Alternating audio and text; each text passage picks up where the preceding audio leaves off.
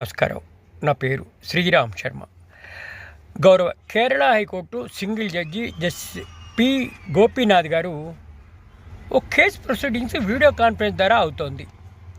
ఆ టైంలో రికార్డ్ చేయడం స్టార్ట్ చేశారు ఒక క్లయింట్.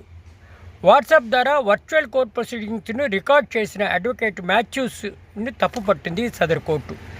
ఇట్లా కోర్టు టీవీ ప్రొసీడింగ్ జరుగుతున్నప్పుడు రికార్డ్ చేయడం కంటెంప్ట్ ఆఫ్ కోర్టు కిందకు వస్తుందని కేరళ హైకోర్టు అనడం జరిగింది.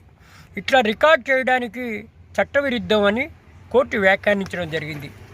రికార్డ్ చేసినందరూ కూడా చీఫ్ జస్టిస్కు నోట్ పెట్టాలని ఆదేశించింది.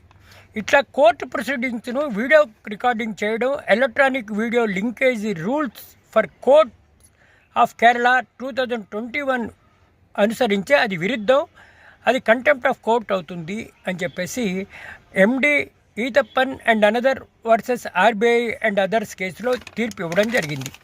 ఈ తీర్పు ద్వారా మనకు తెలిసేది ఏంటి, ఏదైనా వీడియో కాన్ఫరెన్స్ ద్వారా కోర్టు ప్రొసీడింగ్ జరుగుతున్నప్పుడు ఎవరైనా సరే కోర్టుకి చెప్పకుండా సీక్రెట్గా రికార్డ్ చేస్తే అది కంటెంప్ట్ ఆఫ్ కోర్ట్ అవుతుంది అని ఈ తీర్పు ద్వారా మనకు తెలుస్తుంది.